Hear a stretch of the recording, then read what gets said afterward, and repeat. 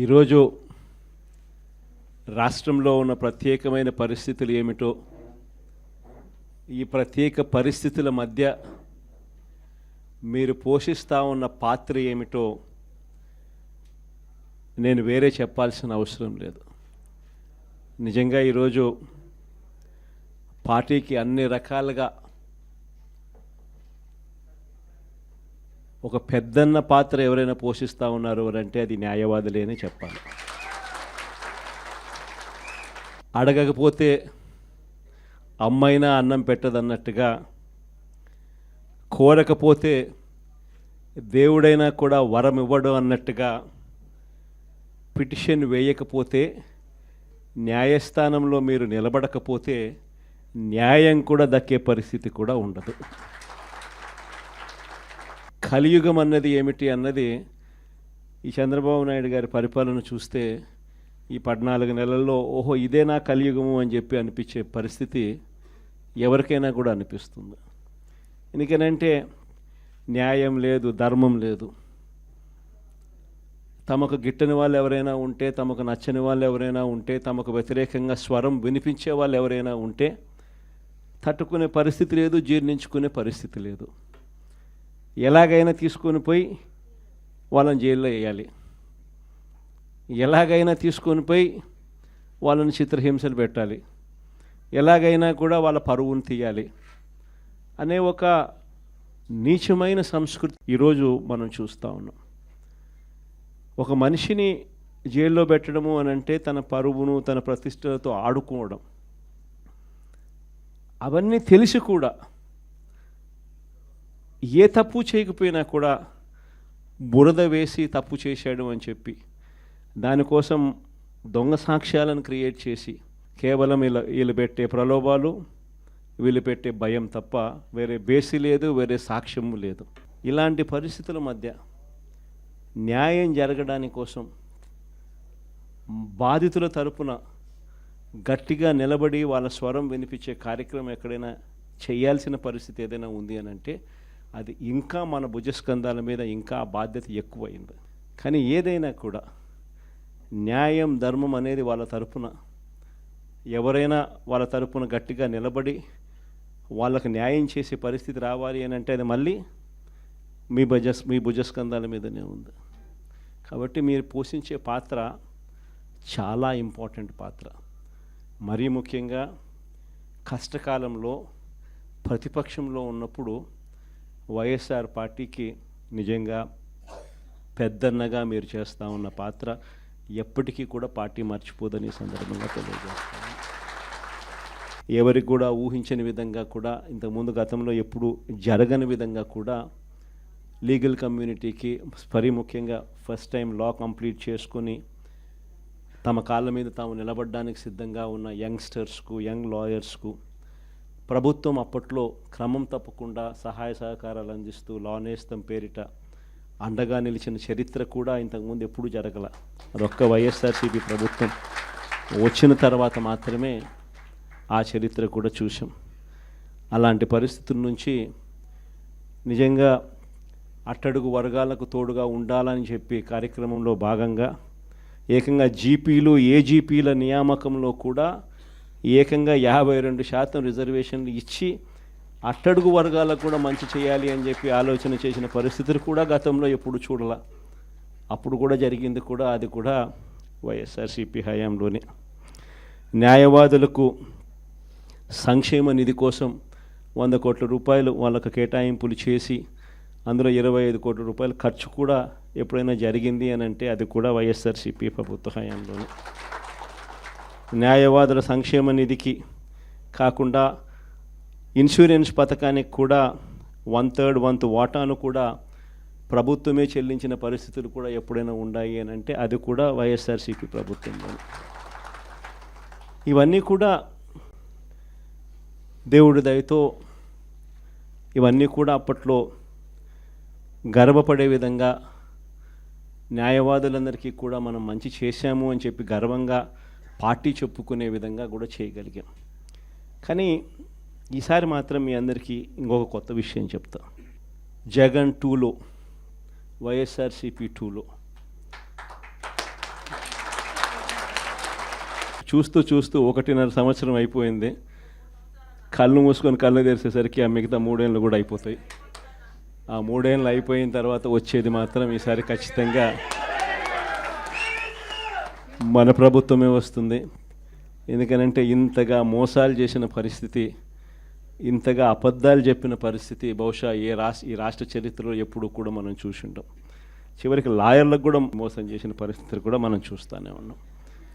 Super 6లు super 7లు అనేటి గాలికి ఎగిరిపోయినాయి. ఇంతకుముందు మన ప్రభుత్వ హయాంలో ఉన్న ప్రతి పథకం కూడా అన్నీ రద్దయిపోయినాయి.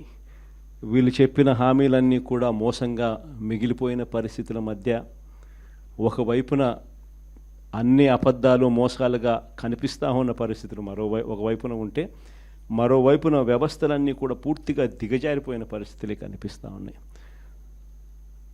చదువుల రంగం తీసుకున్న, పేదవాడి ఆరోగ్యానికి సంబంధించిన రంగం తీసుకున్న, వ్యవసాయ రంగం తీసుకున్న, లా అండ్ ఆర్డర్ తీసుకున్న, గవర్నెన్స్లో ట్రాన్స్పరెన్సీ తీసుకున్న, ఏ రంగాన్ని తీసుకున్నా కూడా అన్ని రకాలుగా తిరోగమనమే కనిపిస్తుంది తప్ప ఈ రాష్ట్ర ప్రభుత్వంలో ఎక్కడా కూడా పురోగతి, అభివృద్ధి అనేది ఎక్కడా కనిపించని పరిస్థితి.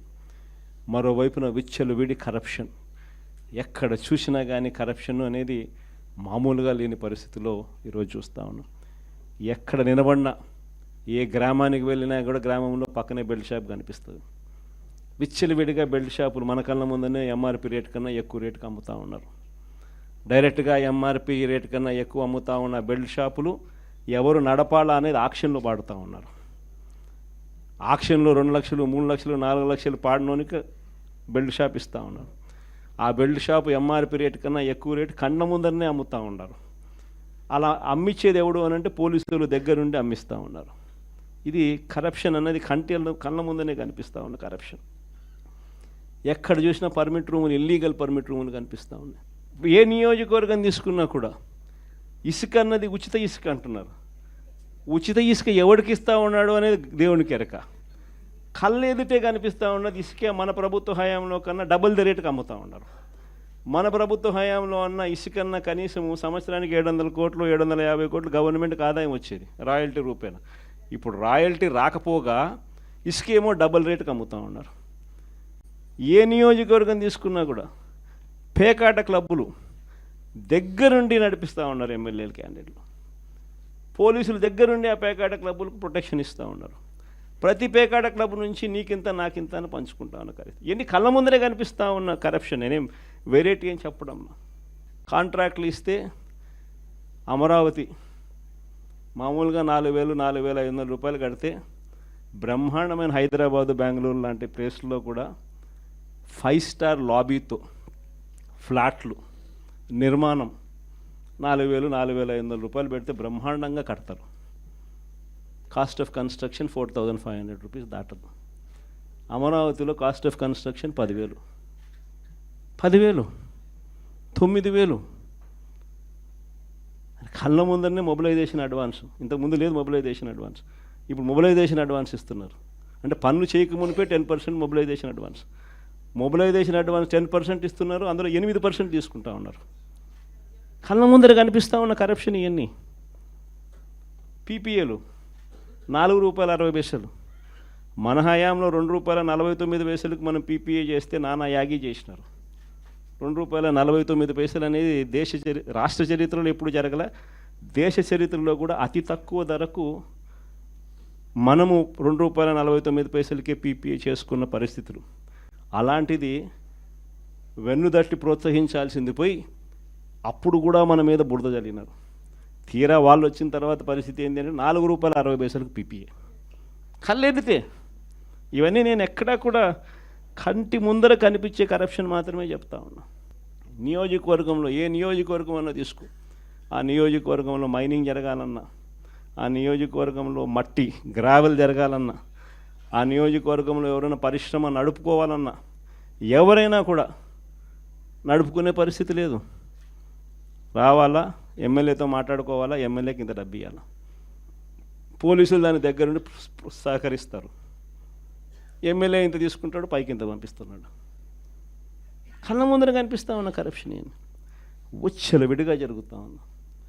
ఇలాంటి నేపథ్యంలో ఇంత మంచి చేసిన మనకే ఈ పరిస్థితి ఉన్నప్పుడు మరి ఇన్ని అబద్ధాలాడి ఇన్ని మోసాలు చేసి ఇంత దారుణమైన పరిపాలన చేస్తూ ఉన్న వీళ్లకు పరిస్థితి రేపొద్దున దేవుడు ప్రజలు కంతే ఎక్కడ పడతారో నేను వేరే చెప్పాల్సిన పని. ఈ జగన్ 2లో మాత్రం ఖచ్చితంగా ఎవరైతే పార్టీ కోసం చేసినారో ఈసారి ప్రతి ఒక్కరిని కూడా మర్చిపోకూడదు, డేటాబేస్ క్రియేట్ చేయండి అని చెప్తాను. ఈ డేటాబేస్ ఆధారంగానే రేపొద్దున ప్రతి ఒక్కరికి కూడా గుర్తింపు అనేది ఉంటుందనేది ఈ సందర్భంగా ఖచ్చితంగా తెలియజేస్తాను.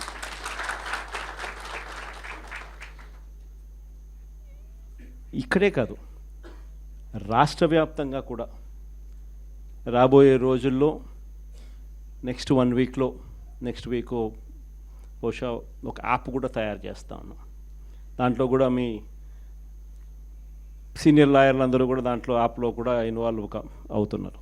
యాప్ తయారీ కార్యక్రమంలో రాష్ట్ర వ్యాప్తంగా వైఎస్ఆర్సీపీ కార్యకర్తకు ఎవరైనా ఎక్కడ అన్యాయం జరిగినా ఆ యాప్ డౌన్లోడ్ చేసుకొని తన పేరు, తనకు ఏమన్యాయం జరిగింది, తనకు ఎవరి వల్ల అన్యాయం జరిగింది, ఆ అధికారి హోదా ఏమిటి, నీకు జరిగిన అన్యాయం ఏమిటి, ఆటోమేటిక్లీ మన డిజిటల్ లైబ్రరీలోకి వచ్చేస్తుంది. ఇక్కడ వచ్చిన తర్వాత రేపొద్దున మనం అధికారంలోకి వచ్చిన తర్వాత వీళ్ళందరి మీద రేపొద్దున జగన్ 2లో ఎవడెవడైతే అన్యాయం చేసినాడు, ఎవడెవడైతే అధికారి తన అధికారాన్ని దుర్వినియోగం చేశాడు, ఎవడెవడైతే అన్యాయంగా మనుషులను చిత్రహింసలు పెట్టారు, వాళ్ళందరినీ కూడా రేపొద్దున చట్టం మీద నిలబడతాం.